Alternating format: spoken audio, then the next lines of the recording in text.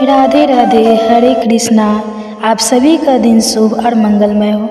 राधा रानी और भगवान श्री कृष्ण का आशीर्वाद आप सभी भक्तों पर सदा सर्वदा बना रहे। तो आइए सुनते हैं पुण्य फल देने वाली आज की महात्म्य कथा और साथ ही गजेंद्र मोक्ष स्तोत्र का पाठ और श्री कृष्ण चालीसा भी और साथ में भागवत गीता का पाठ भी सुनेंगे। तो दोस्तों प्रिय भक्तों, भगवान भाव के भूख है, बिन भाव के उनके आगे चढ़ाए हुए 5 भोग भी फीके हैं। तो आइए सुनते हैं इसी पर आधारित भगवान श्री कृष्ण के एक सच्चे भक्त की कहानी। इसके बाद महात्म कथा का रसपान करेंगे। जय श्री गणेश। एक समय की बात है, भगवान श्री कृष्ण का एक बहुत बड़ा भक्त था, लेकिन वो थोड़ा गरीब था। एक दिन उसने अपने के सबसे बड़े गोविंद गोधाम की महिमा सुन ली। बस फिर क्या था, उसका वहाँ जाने को मन उत्सुक हो गया। कुछ दिन के बाद जन्माष्टमी आने वाली थी। उसने सोचा कि इस बार मैं प्रभु के साथ जन्माष्टमी गोविंद गोधाम में मनाऊंगा। गोविंद गोधाम उसके घर से बहुत दूर था। जन्माष्टमी वाले दिन वह सुबह ही घर से चल पड़ा। उसके मन में कृष्ण भगवान को देखने का उत्साह और मन में भगवान के भजन गाता जा रहा था। रास्ते में जगह जगह लंगर और पानी की सेवा हो रही थी। वह यह सब देखकर बहुत आनंदित हो रहा था। वह प्रभु, आपकी लीला मैंने तो सिर्फ सुना ही था कि आप गरीबों पर बड़ी दया करते हो। आज अपनी आँखों से देख भी लिया। सभी गरीब, भिखारी और आम लोग एक ही जगह से लंगर प्रसाद पाकर कितने खुश हैं। वह भक्त तो मैं बैठा वह देख ही रहा था।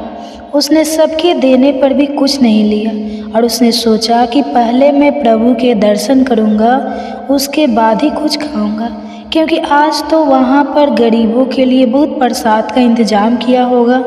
रास्ते में उसने भगवान के लिए थोड़े से अमृत का प्रसाद लिया और भगवान के दर्शन को लेकर बड़े ही आनंद में था। भक्त इतनी कड़ी धूप में भगवान के घर पहुंच गया और मंदिर की इतनी प्यारी सजावट देखकर वह भाव विभोर हो गया। भक्त ने फिर मंदिर के अंदर जाने का किसी से रास्ता पूछा। किसी ने उसे रास्ता बता दिया और कहा कि यह जो लाइनें लगी हुई है, आप भी उस लाइन में लग जाओ। वो भक्त भी लाइन में लग गया। वहाँ बहुत ही भीड़ थी, पर एक और लाइन उसके साथ ही थी, पर वो एकदम खाली थी। भक्त को बड़ी हैरानी हुई कि यहाँ इतनी भीड़ और यहाँ तो बारी ही नहीं आ रही है और वहाँ लाइन से लोग जल्दी जल्दी दर्शन करने जा रहे हैं। उस भक्त से रहा न गया। उसने अपने साथ वाले भक्त से पूछा कि भैया, यहाँ इतनी भीड़ और वह लाइन इतनी खाली क्यों है, और वहाँ सब जल्दी जल्दी दर्शन के लिए कैसे जा रहे हैं? वो तो हमसे काफ़ी बाद में आए थे। फिर उस दूसरे भक्त ने कहा कि भाई, यह लाइन है जिसमें शहर के अमीर लोग हैं। यह सुनते ही भक्त की आंखें खुली की खुली रह गई।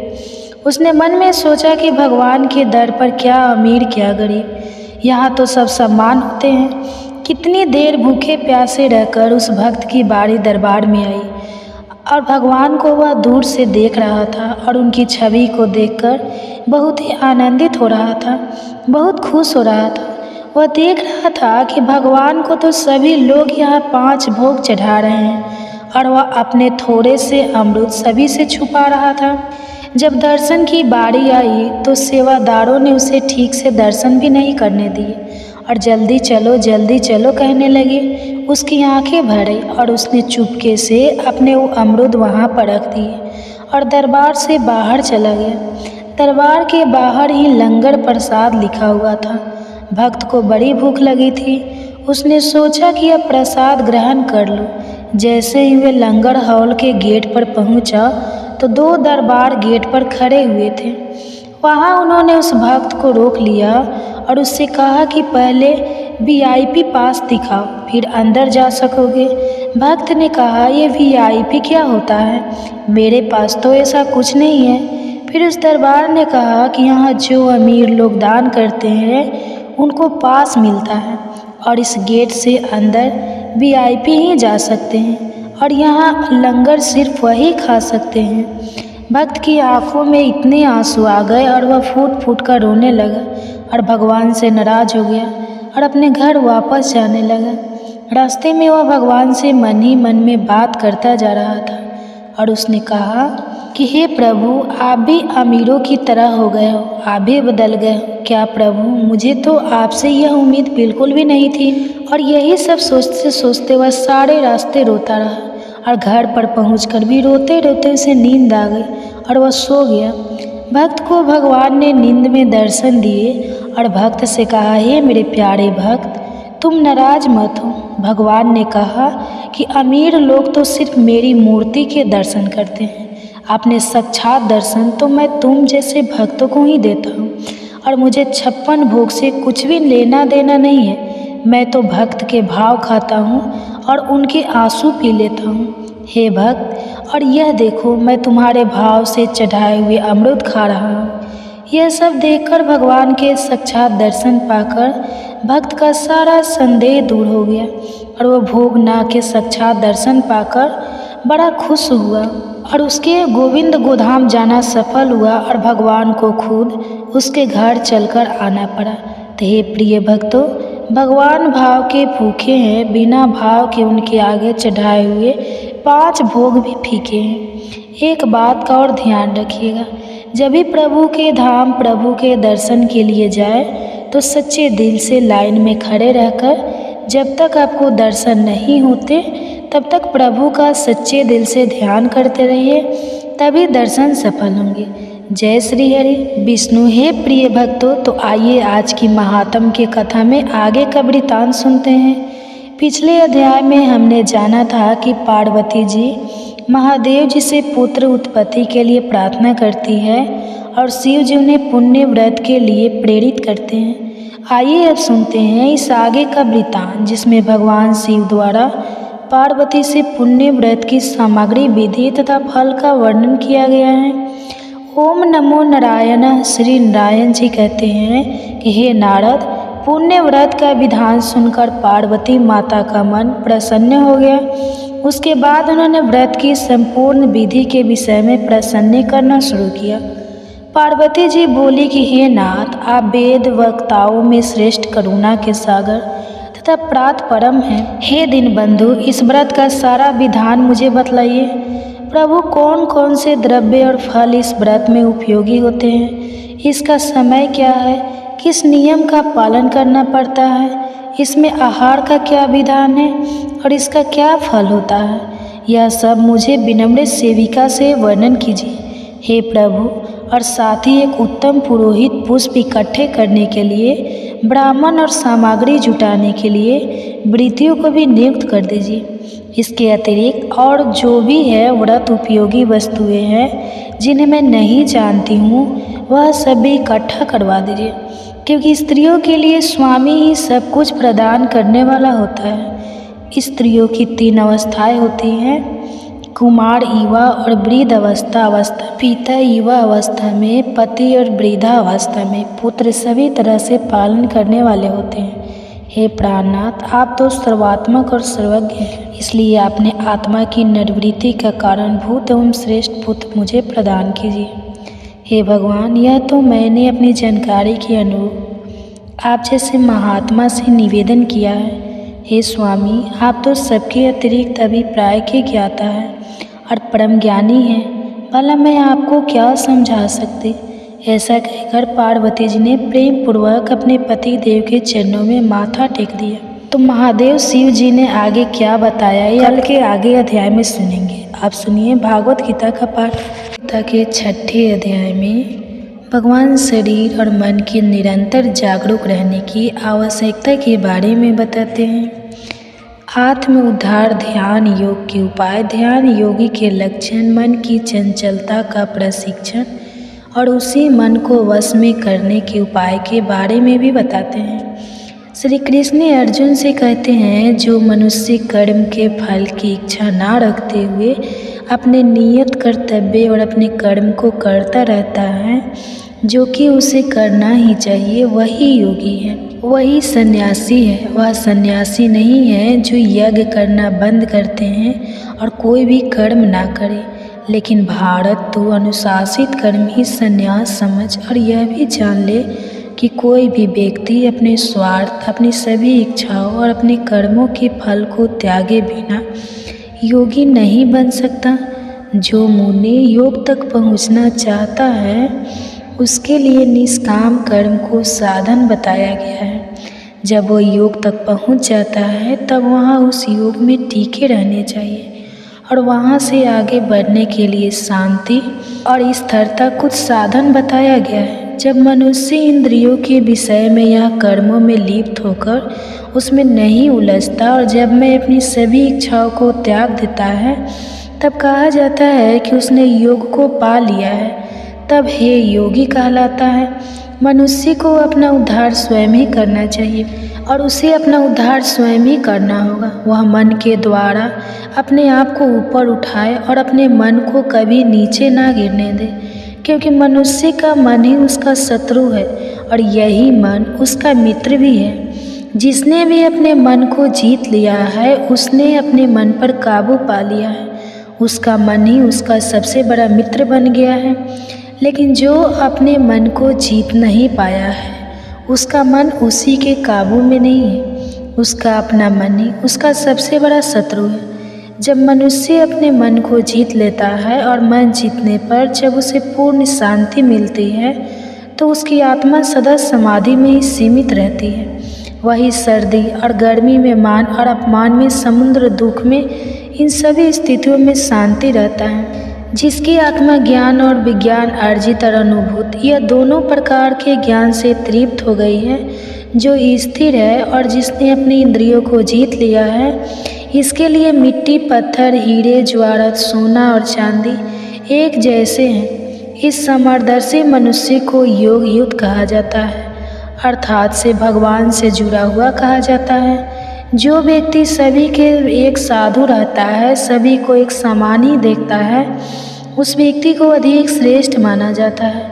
योगी को चाहिए कि वह एक आदमी अकेले बैठकर सावधानी से मन और आत्मा को वश में रखते हुए किसी भी प्रकार से काम ना करते हुए अपने मन को परमात्मा में एकाग्र करे। किसी अच्छे और स्वच्छ स्थान पर जो कि ना ही बहुत ऊंचा हो और ना ही बहुत नीचा हो, उस पर अपना आसन बिछाकर और उसी पर बैठकर मन को एकाग्र करके चित्त और इंद्रियों को वश में करके आत्मा की शुद्धि के लिए योग्य अभ्यास करना चाहिए।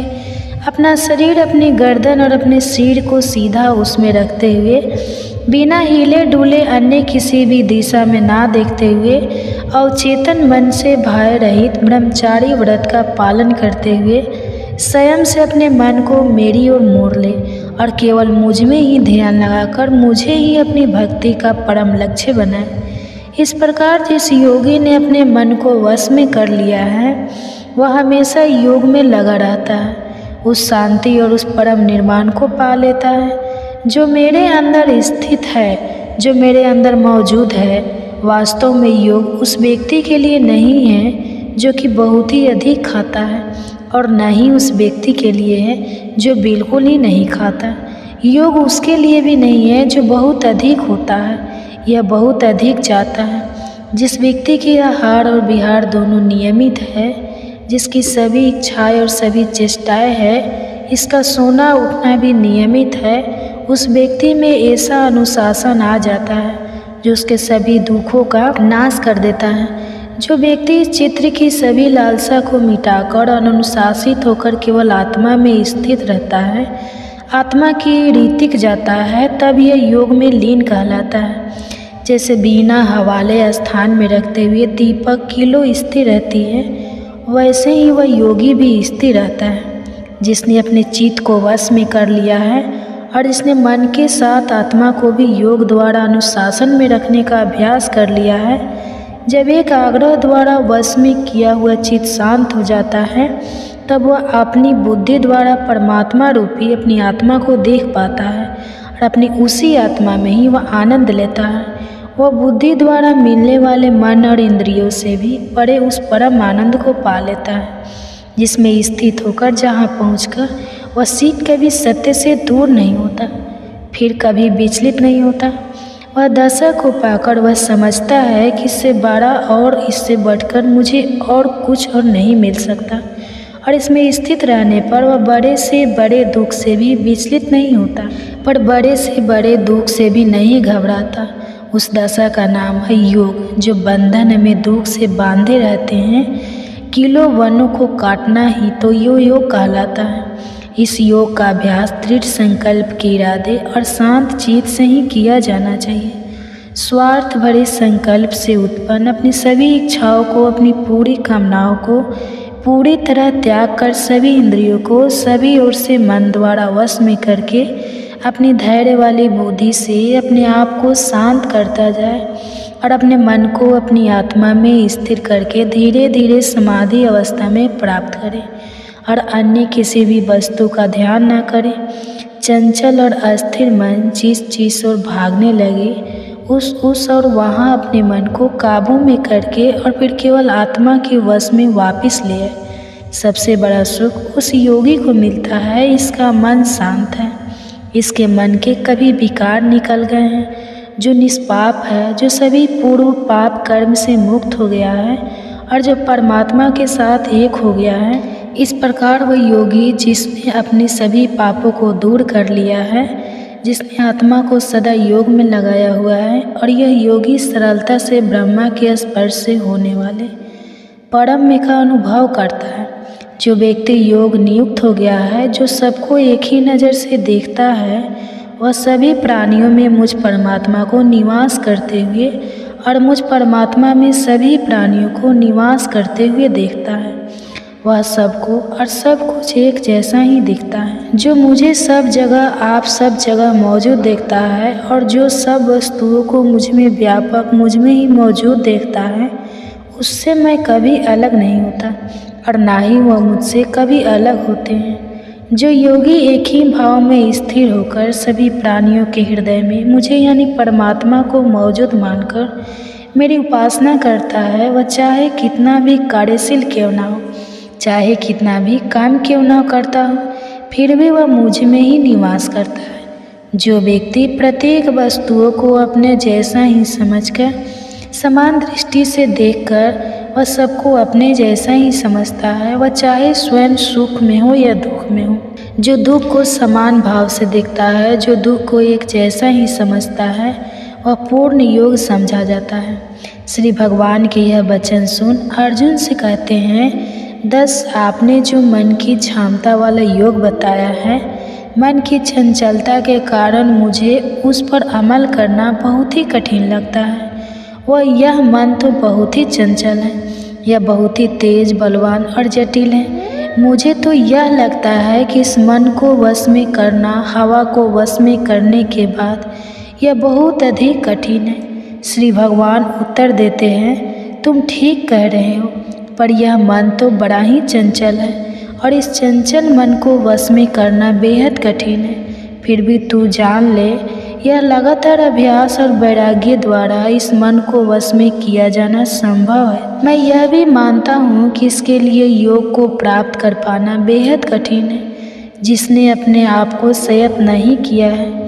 लेकिन असंयत व्यक्ति दृढ़ संकल्प द्वारा अपने मन को वश में कर सकता है और उनके मन में एक और शंका उभरती है और वह केशव से कहते हैं, हे केशव, जो व्यक्ति श्रद्धावान होते हुए भी, तेरी भक्ति करते हुए भी चंचल मन वाला होने के कारण नेताओं को वश में नहीं कर पाता और योग के मार्ग पर चलने के बाद इस मार्ग को भटक जाता है और सीधी तरह नहीं पहुंच पाता, उसकी क्या दशा होती है। आध्यात्मिकता और भौतिकता दोनों स्थान से भ्रष्ट होकर किसी भी स्थान पर मजबूती से टीका ना हो पाने के कारण वो ब्रह्मा की ओर जाने वाले मार्ग से भटककर छीन भिन्न फटे हुए बादल कीर्तन कहीं नष्ट तो नहीं हो जाता। आप मेरा यह सन है पूरी तरह मिटा दो, क्योंकि आपके सिवाय कोई नहीं है जो मेरे इस संदेश को दूर कर सके। भगवान उसे समझाते हैं, सुन पार्थ, प्यारे मित्र, जो व्यक्ति अच्छे कर्म करता है, जो अच्छाई के मार्ग पर चलता है, उस व्यक्ति की कभी दुर्दशा नहीं होती। उसका ना तो इस लोक में और ना ही परलोक में विनाश होता है।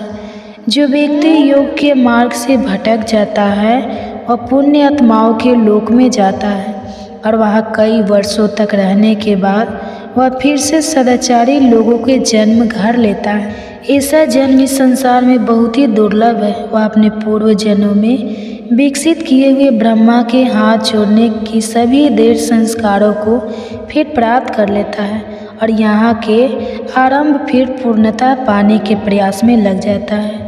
योग के मार्ग में भटका हुआ ऐसा व्यक्ति, ऐसा योग भी अपने पूर्व जन्मों के अभ्यास में होने के कारण आगे ले जाया जाता है और योग का ज्ञान प्राप्त हो जाने पर ऐसा जिज्ञासु वैदिक नियमों पर पहुंच जाता है।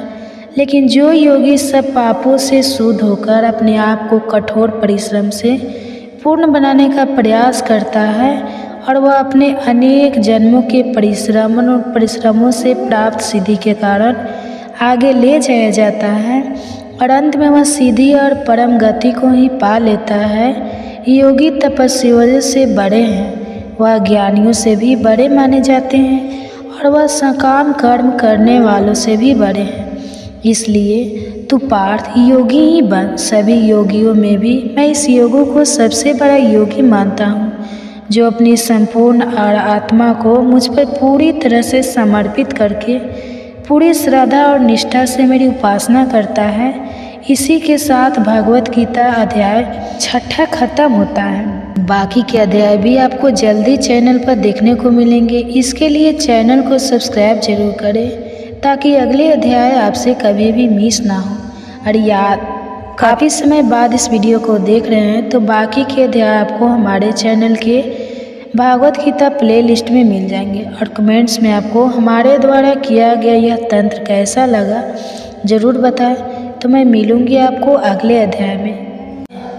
5वें अध्याय में भगवान कर्म फल और त्याग कर्म योगी के लक्षण कर्म मार्ग और योग त्याग मार्ग और योग इन सब के बारे में बड़े सुंदर तरीके से बताते हैं और जो उनके सौ से कहते हैं केशव, पहले आप त्याग की प्रेरणा देते हैं और फिर निस्वार्थ कर्म करने की प्रशंसा करते हैं। अब आप ही मुझे सही बता दें कि दोनों मार्गों में कौन सा मार्ग अधिक अच्छा है।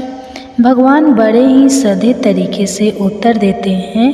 पाठ्य कर्म का संन्यास और कर्म को निस्वार्थ भाव से करना, यह दोनों ही मार्ग आत्मा की मुक्ति की ओर ले जाने वाले हैं।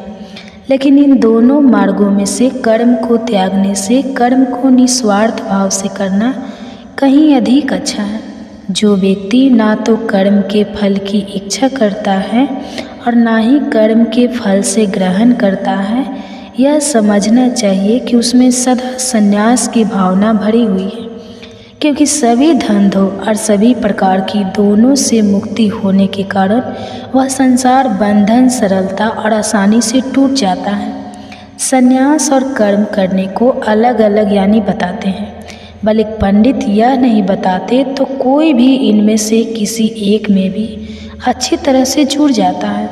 वह दोनों ही मार्गों का फल पाने का हकदार है। वह यह फल उसे मिलता भी है। कर्म का त्याग करने वाले जिस पद तक पहुँचते हैं, जिस स्थिति तक पहुँचते हैं, कर्म करने वाले भी उसी पद उसी स्थिति तक पहुँच जाते हैं। जो कोई भी इस बात को समझ लेता है कि संन्यास और कर्म के मार्ग एक ही हैं, वह सही समझता है। लेकिन संन्यास को योग के बिना प्राप्त कर पाना बेहद कठिन है। यह बिल्कुल घास के ढेर से सुई खोजने जितना कठिन है।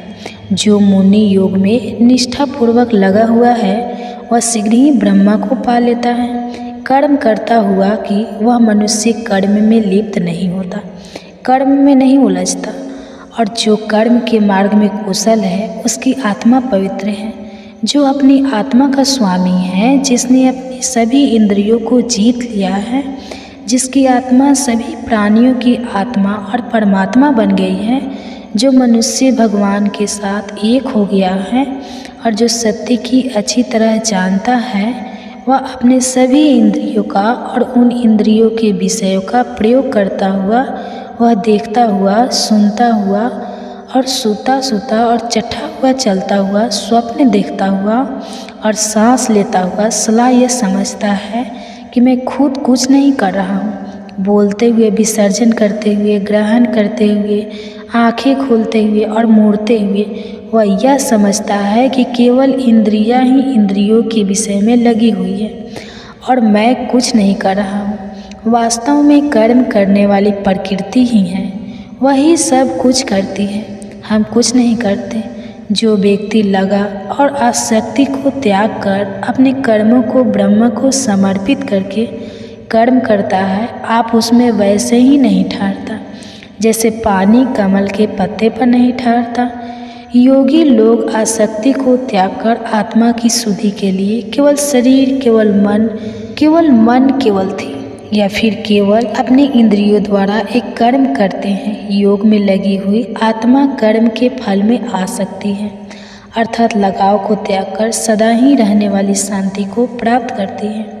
लेकिन जिनकी आत्मा ब्रह्मा से अलग है, जो ब्रह्मा के साथ एक नहीं हुई है, वह इच्छा द्वारा प्रेरित रहते हैं और कर्म के फल पर उनका लगा फिर आता है और इसी कारण वह बंधन में सदा ही बने रहते हैं। जिस व्यक्ति में मन द्वारा सभी कर्म त्याग कर अपने प्राकृतिक को वश में कर लिया है, वह ना कोई कर्म करता हुआ और ना ही कोई कर्म करवाता हुआ इस 9 द्वार वाले शरीर रूपी नगर में निवास करता है। सर्वोच्च प्रभु आत्मा न तुम लोगों को कर्ता बनाती हैं और ना ही विक्रम करती है और ना ही वह उनको उनके कर्मों के फल द्वारा साथ छोड़ती है। यह तो इन वस्तुओं का स्वभाव ही है जो इन सब में स्थिर होकर इन्हें सब कुछ करवा रहा है। लेकिन मनुष्य के ज्ञान पर अज्ञानता का पर्दा पड़ा हुआ है, इसलिए प्राणी मोह में फंसे हुए रहते हैं। अपने के कारण वह सत्य को देख नहीं पाते।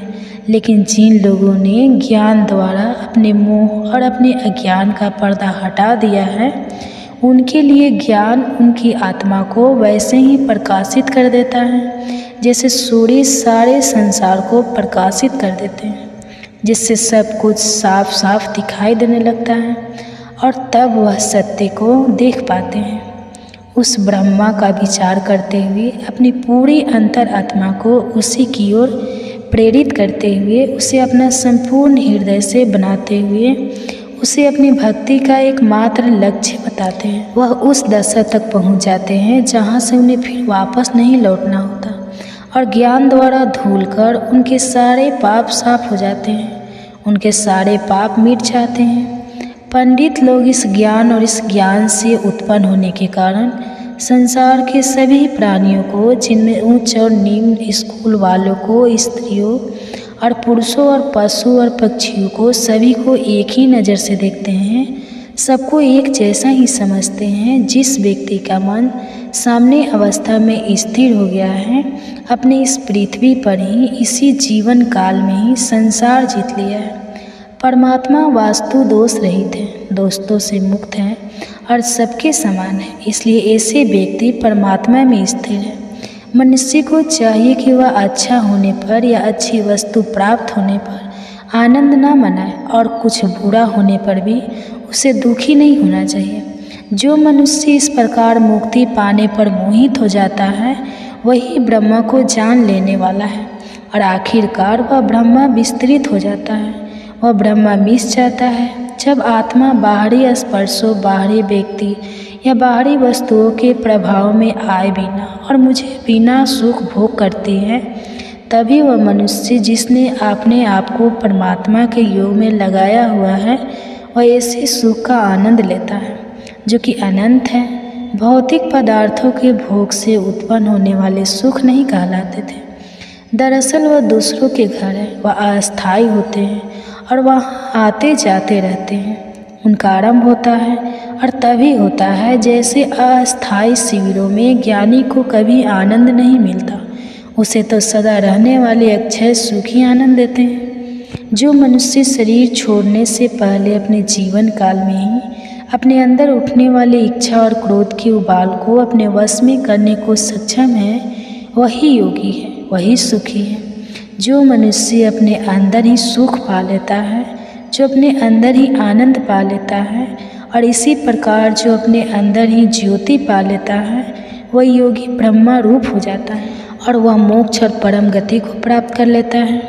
वह पवित्र मनुष्य के सारे पाप नष्ट हो गए हैं, जिनके सारे संदेह भी दूर हो गए हैं, जिनके मन अनुशासित है, जो सभी प्राणियों का भला करने में आनंद लेते हैं, वह मोक्ष और परम गति को प्राप्त कर लेते हैं। जिन तपस्वी आत्माओं ने अपने मन अपने आप को सभी प्रकार की इच्छाओं और क्रोध से मुक्त कर लिया है, जिन्होंने मन को वश में कर लिया है, जिन्होंने आत्मा यानी मुझे परमात्मा को पहचान लिया है, वह और परम गति हमेशा उनके ही निकट स्थित रहती है। जो मुनि बाहरी दृष्टि को बाहर ही रोककर दोनों अंदर और बाहर जाने वाले सवालों को स्मरण करने अपने इंद्रियों, अपने मन, अपनी बुद्धि को वश में कर लेते हैं, ऐसे मुनि मोक्ष पाने के लिए हमेशा तत्पर है। और जिस मुनि ने इच्छा, क्रोध और बहन को वश में कर लिया है, वह मुनि सदा ही मुक्ति ही रहते हैं। वह मुझे ही परमात्मा मानकर और यह जानकारी में परमात्मा ही सभी व्यक्तियों और तत्वों को आनंद लेता हूँ, और मैं ही सभी लोगों का स्वामी हूँ और सभी प्राणियों का मित्र हूँ। यह सब जानकर वह शांति को प्राप्त करते हैं। इसी के साथ भगवत गीता का 5वां अध्याय खत्म होता है। बाकी के अध्याय भी आपको जल्द ही चैनल पर देखने को मिलेंगे। इसके लिए चैनल को सब्सक्राइब जरूर करें ताकि अगले अध्याय आपसे कभी भी मिस ना हो पाए। और यदि आपका भी समय बाद ये वीडियो देख रहे हैं तो बाकी के अध्याय भी आपको हमारे चैनल के भागवत गीता प्लेलिस्ट में मिल जाएंगे। और कमेंट्स में आपको हमारे द्वारा किया गया यह लॉन्ग्स कैसा लगा ज़रूर बताएं। तो मैं मिलूँगा आपको अगले अध्याय में। तो आप सुनिए अर्जुन को किस तरह प्रोत्साहित करते हैं युद्ध के लिए श्री कृष्ण। भागवत गीता के 4थे अध्याय में भगवान ब्रह्मा विद्या की प्राचीन परंपरा के बारे में बताते हैं। वह पूर्ण जन्म के बारे में भी बताते हैं। जब जब धर्म का नाश और अधर्म पड़ने लगता है तब भगवान अवतार रूप धारण करते हैं। अच्छे लोगों की रक्षा, दुख लोगों के विनाश और धर्म की पुनः स्थापना के लिए भगवान युग युग में जन्म लेते रहते हैं। केशव कहते हैं, सुन पार्थ, यह अनुप्रयोग मैंने इस सृष्टि के आरंभ में सूर्य देव को सिखाया था। सूर्य देव ने इसे अपने पुत्र और मनुष्य के पिता मुल्लु को सिखाया था, और मनु ने इस राजा इक्ष्वाकु को सिखाया था। इस प्रकार इस परंपरागत योग को राज ऋषियों ने एक दूसरे से सीखा था, और अंत में बहुत समय और कई युग बीत जाने पर लोग इस युग को भूल गए हैं और यह योग इस दृष्टि से लुप्त हो गया है।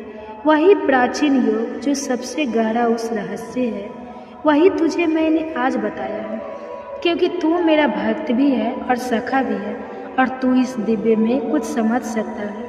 यह सुनकर अर्जुन दुविधा में पड़ जाते हैं और केशव से कहते हैं, लेकिन केशव, सूर्य देव का जन्म तो आपसे बहुत ही पहले हुआ था, और आपका जन्म सूर्य देव के जन्म से बहुत शुभ हुआ था। तो फिर मैं ये कैसे समझाऊं कि यह वास्तव में आपने ही सूर्य देव को सिखाया था। श्री भगवान अर्जुन को समझाते हैं, सुन पार्थ, तेरे और मेरे इससे पहले भी बहुत से जन्म हो चुके हैं। मैं उन सब धर्मों को जानता हूँ, लेकिन तू नहीं जानता था, जबकि मैं अनजान हूँ और मेरी आत्मा भी अनीश्वर है, जबकि वह सभी प्राणियों का ईश्वर हूँ। फिर भी मैं अपनी ताकत का मास्टर लेकर अपनी ही योग माया द्वारा अस्तित्व में आता रहता हूँ। जब जब धर्म का पतन होता है और अधर्म में पड़ जाता है, जब जब पाप पड़ जाता है, तब मैं अवतार रूप धारण करता हूँ। अच्छे लोगों की रक्षा, बूढ़े लोगों के विनाश और धर्म की स्थापना के लिए युग युग में जन्म लेता रहता हूँ। जो व्यक्ति मेरे त्रियुग जन्मों और कर्मों को सच्चे प्रकार से जान लेता है, वह शरीर छोड़ने के बाद कभी भी जुर्म नहीं लेता, बल्कि वह मेरे पास चला आता है। इच्छा, आप, भय और क्रोध से छूटकर मुझ में पूरी तरह लिप्त होकर मेरी शरण में आकर ज्ञान की तपस्या से पवित्र हुए। ऐसे बहुत से लोगों ने मेरी स्थिति पाली है। जो कुछ भी मैं हूँ वह भी वही बन गए। लोग जिस प्रकार मेरे पास आते हैं, मैं उन्हें उसी प्रकार अपनाता हूँ। सभी मनुष्य मेरे ही मार्ग पर चलते हैं। जो लोग अपने कर्मों का फल इसी जीवन काल में पृथ्वी पर चाहते हैं, वह देवताओं की उपासना करते हैं, क्योंकि मनुष्य के संसार में कर्मों द्वारा उत्पन्न होने वाले फल बहुत ही जल्दी मिल जाते हैं। मैं ना ही कोई कर्म करता हूँ और ना ही मुझ में कोई परिवर्तन होता, क्योंकि मैं अकृता और अविनाशी हूँ। कर्म मुझे दूषित नहीं करते, कर्म मुझसे लिप्त नहीं होते और ना ही किसी भी कर्म के फल के प्रति मेरी कोई इच्छा है। जो कोई भी मुझे इस रूप में जान लेते हैं वह कर्म करता हुआ भी उस कर्म के बंधन में नहीं बंधता। प्राचीन काल में मोक्ष चाहने वाले लोगों ने भी ऐसा ही किया था। यह सब जानते हैं, निष्काम कर्म किया था। इसलिए जैसे प्राचीन काल में लोगों ने निष्काम कर्म किया था, उन्हीं की तरह तू भी वैसा ही कर्म किया। विक्रम क्या है, अक्रम क्या है, क्या करना उचित है, क्या करना अनुचित है, कर्म का त्याग किया है। इस हमने तो बड़े बड़े ज्ञानियों को भी भ्रम में डाल दिया है, वह भी इसे ठीक तरह से समझ नहीं पाए। लेकिन मैं तुझे बताऊंगा कि कर्म क्या है। इसे जानकर तू सब दोषों से मुक्त हो जाएगा। अपना नियत कर्म शास्त्रों में बताया गया कर्म यही उचित कर्म है, यही करने योग्य कर्म है। मनुष्य को इन सब को अच्छी तरह से समझ लेना चाहिए। वर्जित कर्म क्या है, क्या करना अनुचित है, उसे यह भी अच्छी तरह से समझ लेना चाहिए। साथ ही अकर्म और कर्म का त्याग किया है, यह भी अच्छी तरह से समझ लेना चाहिए। कर्म की गति को, कर्म की गहराइयों को और कर्म की बारीकियों को समझना भी बहुत कठिन है, क्योंकि कर्म की प्रकृति गुण है। जो मनुष्य कर्म में अकर्म और अकर्म में कर्म पहचान लेता है वही योगी, वही हंसी है, और वह अपने सारे कर्म करता हुआ भी कर्म के बंधन में नहीं बंधता और वह दिव्य स्थिति में ही रहता है। जिस मनुष्य के सभी कर्म उस कर्म के फल की इच्छा के संकल्प से मुक्त हो गए हैं, जिसके सभी कर्म ज्ञान की आग में भस्म हो गए हैं, इस मनुष्य को ज्ञानी लोग पंडित कहते हैं। कर्म के फल के प्रति सभी इच्छाओं को त्याग कर सदा तृप्त रहता हुआ, बिना किसी भी कर्म के फल पर निर्भर हुए, वह भला ही सदा कर्म में लगा रहे, फिर भी वह कुछ नहीं कर रहा होता। कोई भी कर्म फल की इच्छा ना रखते हुए, अपने चित्रों और आत्मा के वश में रखते हुए, सभी प्रकार की संपदाओं, सभी प्रकार के भोगों, साधनाओं को पूरी तरह से त्याग कर जो केवल शरीर निर्वाह के लिए कर्म करता है, उसे कोई भी दोष नहीं लगता। जो मनुष्य संयोगवश प्राप्त वस्तु से बिना उस वस्तु के कामना किए उसे प्राप्त करने के कोई प्रयास बिना जो भी प्राप्त हो जाए उसमें संतुष्ट रहता है, जो सुख दुख आदि की सभी सुविधाओं से पहुंच चुका है, जो इशारा से मुक्त असफलता और विफलता दोनों में समान रहता है, भोग कर्म करता हुआ भी कर्म के बंधन में नहीं बंधता, जो कर्म को यज्ञ समझकर करता है, जिसका मन मजबूती से ज्ञान में स्थिर हो चुका है, जो ज्ञान ऊपर की तरह से टिक गया है, जो मुक्त हो चुका है, जिसके कर्म के फल के प्रति सभी इच्छाएं और लगाव भी समाप्त हो चुके हैं, ऐसे मनुष्य का कर्म पूरी तरह ब्रह्मलीन हो जाता है। उसके लिए अर्पण करने वाला परमात्मा है, अर्पित की जाने वाली वस्तु भी परमात्मा है। परमात्मा द्वारा वहाँ पर महत्वपूर्ण की आग में अर्पित की जाती है। जो व्यक्ति अपने कर्मों में परमात्मा को देखता है वह फल स्वरूप फल के रूप में परमात्मा को ही पाता है। कुछ योगी देवताओं की पूजा के रूप में यज्ञ करते हैं, जबकि कुछ ब्राह्मण के ज्ञान में लगे रहते हैं। कुछ लोगों कान नाक आदि ज्ञान इंद्रियों को, कुछ रूप गंध शब्द आदि समस्त विश्व को, कुछ इंद्रियों की संपूर्ण क्रियाओं को यज्ञ के रूप में अर्पित करते हैं। कुछ अपनी भौतिक संपत्ति को, कुछ अपनी तपस्या को, तो कुछ अपने योग आप तो यज्ञ के रूप में अर्पित करते हैं। जबकि कुछ जिन्होंने अपने मन को वश में कर लिया है और कठोर व्रत धारण किए हैं, वह अपने अध्ययन को, ज्ञान को यज्ञ के रूप में अर्पित करते हैं। कुछ लोग प्राणायाम में लगे रहते हैं, तो कुछ अपने आहार को नियमित करके अपने प्राण रूप श्वासों में अर्पण करते हैं। यह सबके साथ व्यंग के ज्ञाता है। यह सभी जानते हैं कि यज्ञ क्या है और यज्ञ में जीवन द्वारा उनके सारे पाप भी नष्ट हो जाते हैं, उनके सारे पाप मिट जाते हैं। जो लोग याग के बाद बचे हुए पवित्र अनुज्ञा के पवित्र प्रसाद को खाते हैं वह सनातन ब्रह्मा को प्राप्त करते हैं, लेकिन जो व्यक्ति जबकि नहीं करते उनके लिए यह संसार ही नहीं, फिर उन्हें पर लोक कैसे मिल सकता है। इस प्रकार शास्त्रों में अनेक प्रकार के यज्ञ बताए हैं। वह सभी ब्रह्मा तक पहुँचने के साधन हैं और यह जान लेने के बाद तू मुक्त हो जाएगा, क्योंकि बहुत अधिक पदार्थ बंधन में डालने वाले होते हैं और ज्ञान मुक्ति दिलाने वाला होता है। व्यक्ति भौतिक पदार्थों द्वारा या पिछले वाले व्यक्तियों की तुलना में ज्ञान यज्ञ कई गुना अच्छे होते हैं, क्योंकि अंत में सभी कर्म ज्ञान में ही जाकर